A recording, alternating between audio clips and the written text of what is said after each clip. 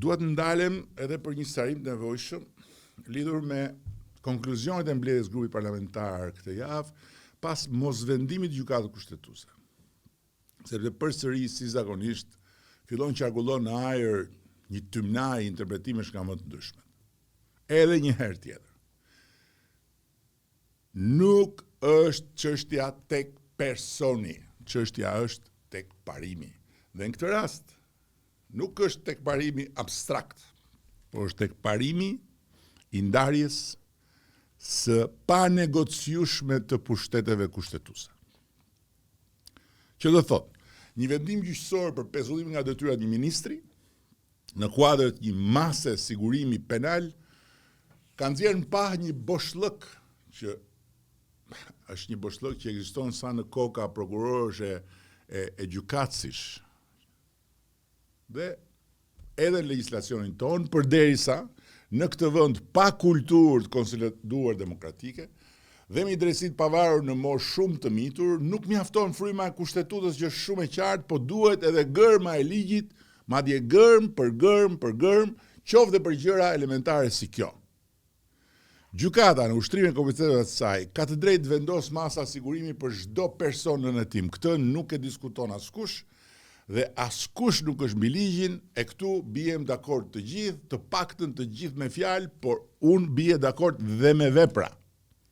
Por në të njëjtën kohë ka disa funksione ku hyn dhe ai ministrit, të cilat paralizohen nëse ministri pezullohet. Pra faktikisht, nëse ti thua që unë pezulloj një ministër, unë pezulloj presidentin e Republikës, unë pezulloj kryetarin e kontrollit të lartë të shtetit dhe ku di unë disa të tjerë që mbulojnë funksione të padelegueshme, faktikisht ti prodhon një pasojë të menjëhershme të barabartë me shkarkimin, sepse nuk është pezulluar thjesht personi, siç mund ndodhi me një drejtor punën e cilit e bën dikush tjetër, por është pezulluar funksioni.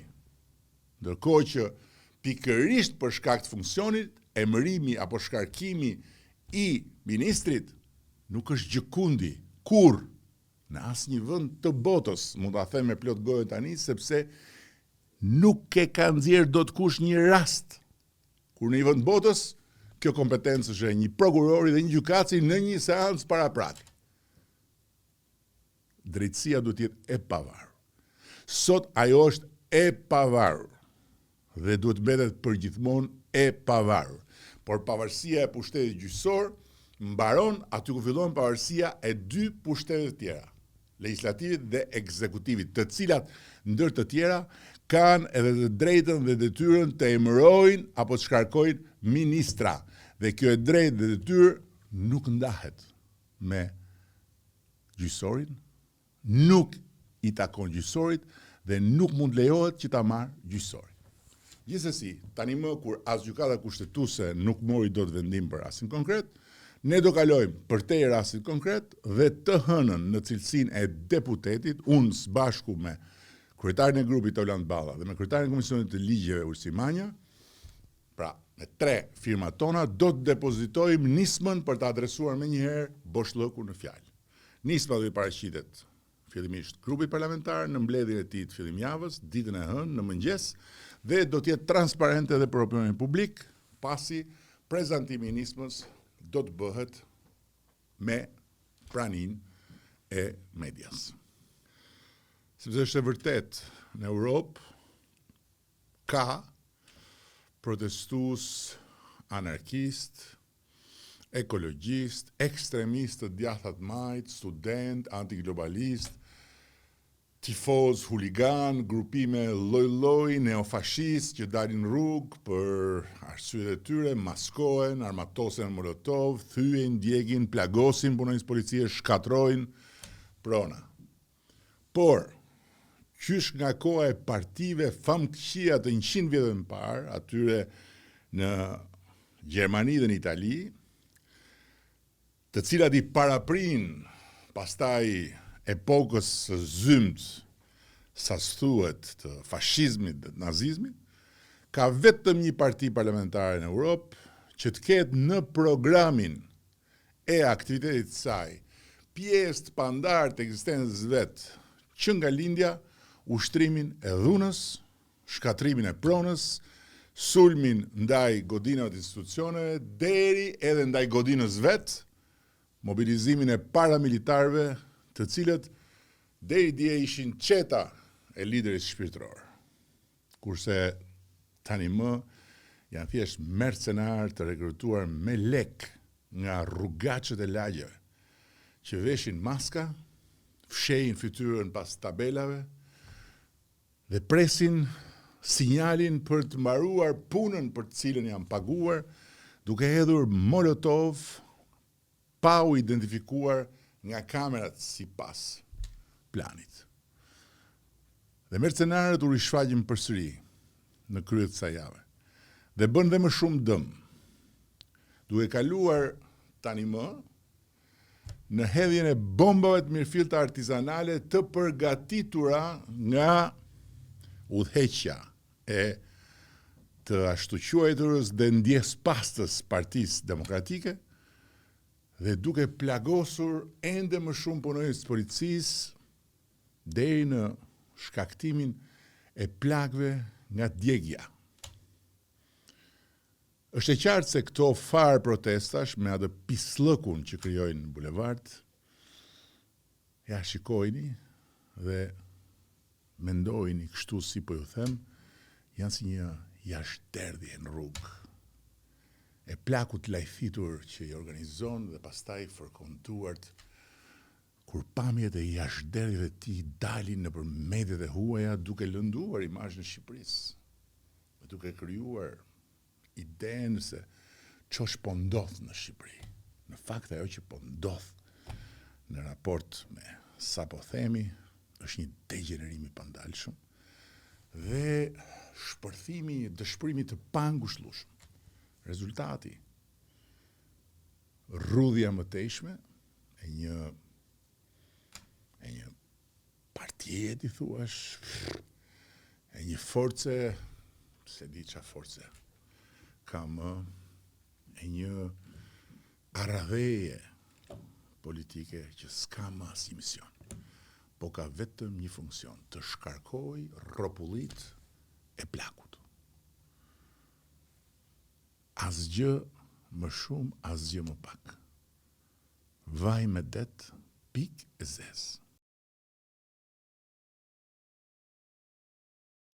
Prokuroria e Hagës kërkoi 45 vite burg për Hashim Thaqin dhe për secilin prej 3 udhëheqësve të tjerë të ushtrisë shqiptare të Kosovës, Kadri Veselin, Jakub Krasniqin dhe Recep Selimin. Mu desh dhe më duhet, sinqerisht më duhet kohë të kuptoj se si mund të përballet një gjë e tillë, një çmenduri e tillë, një paturpsi e tillë, një mizori e tillë me fjalë. Kërkesa për 45 vite burg për të 4 figurat domethënëse të luftës shqiptare ishte një bombë e hedhur mbi popullin dhe mbi Republikën e Kosovës. Një prokuri krejt e padenj, e cila për të marrë në shqyrtim historinë e përgjakshme të luftës shqiptare të Kosovës, bëri 6 vite hetim dhe doli me pretendimin se gjatë viteve 98-99 që kanë kryer krime kundër njerëzimit dhe krime lufte ndaj civilëve. Por nuk ka asnjë ligj ndërkombëtar që lejon dënime mbi pretendime të tilla dhe pa asnjë provë të qartë se ekziston një plan dhe një forcë e organizuar për të sulmuar dhe për t'ju marrë jetën civilëve si të tillë, pse janë civil. Po ashtu nuk ka asnjë lloj ligjësie dhe asnjë ligj ndërkombëtar që i hap rrugën dënimit të një udhëheqësi në një luftë shqiptare vetëm se ka qenë udhëheqës. Ama pa provuar se ka dhënë urdhra për të sulmuar civilët, se ka pasur kontrol real mbi të gjitha formacionet luftarake në territor të një ushtrie çlirimtare në emër, por të një tërësie forcash të bashkuara nga një njëjti ideal dhe qëllim, por jo në të njëjtin organizim në territor, apo se ka pasur ndonjë lidhje tjetër drejt për drejt me vepra penale të kësaj ububushmërie. Dhe ajo farë prokurorie dështoi të sillte qoftë dhe një provë të vetme për ta mbështetur këtë kërkesë mizore pas 6, paka shumë 6 vite shëtime, e mbështetur nga një zinxhir shtetesh demokratike të cilat duhet të ndjehen të turpëruara nga një maskaradë e tillë. Ky nuk është një turp për ca prokuror, për atë far idioti ndërkombëtar që dilte dhe lexonte broçkulla. Ky është një turp për shtetet që e mbështesin atë gjykat, që e paguajnë atë gjykat, që mundsojnë rroga maramëndse për personazhe të kësaj ignorance dhe njëkohësisht dhe të kësaj nuk di çfarë të them.